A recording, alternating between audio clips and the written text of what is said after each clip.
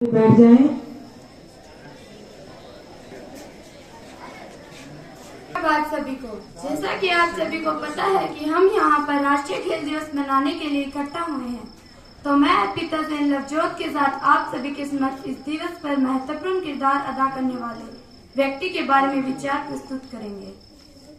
तो आप में से कुछ के मन में ये सवाल आ रहा होगा कि आखिर 29 अगस्त को ही राष्ट्रीय खेल दिवस क्यों मनाया जाता है। तो आपको बता दें कि आज के दिन यानी 29 अगस्त 1905 ईस्वी को हॉकी के महान खिलाड़ी मेजर ध्यानचंद सिंह का जन्म इलाहाबाद में हुआ था।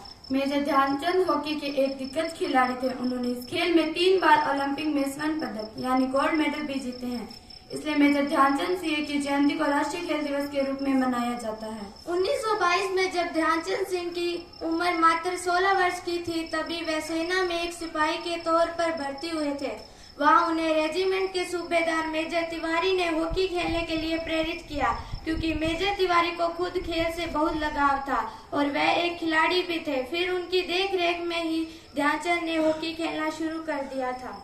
अपने खेल में अच्छा प्रदर्शन के कारण मेजर ध्यानचंद को सन 1927 ईस्वी में लॉन्स नायक, सन 1932 ईस्वी में नायक, सन 1936 ईस्वी में सूबेदार, फिर कुछ समय बाद लेफ्टिनेंट और कैप्टन बनाए गए और अंततः उन्हें मेजर बना दिया गया। उनके खेल को देखकर लोग दंग रह जाते थे। एक बार अगर उनके हॉकी स्टिक में गेंद चिपक जाए तो फिर गोल होकर ही वे गेंद छूटता था। उनकी इसी बात से हैरान एक बार बीच में खेल रोककर उनके हॉकी स्टिक को तोड़कर देखा कि कहीं उसमें कुछ चुंबक जैसी कोई चीज तो नहीं जो गेंद को चिपका कर रखती है, पर ऐसा कुछ नहीं था। वह सिर्फ उनका हुनर, उनकी काबिलियत थी। उन्होंने अपने पूरे करियर में लगभग 1000 गोल किए थे, जिसमें से 400 से भी ज्यादा अंतर्राष्ट्रीय गोल है। इसके अलावा भारत के लिए 1928, 1932 और 1936 में ओलंपिक में स्वर्ण पदक भी जीते। इस तरह मेजर ध्यानचंद हॉकी के 3 बार ओलंपिक में स्वर्ण पदक जीतने वाले पहले खिलाड़ी बन गए। ध्यानचंद ने 1948 में हॉकी से संन्यास ले लिया। उन्हें उनके खेल में उनके योगदान के लिए 1956 में पद्म भूषण से सम्मानित किया गया।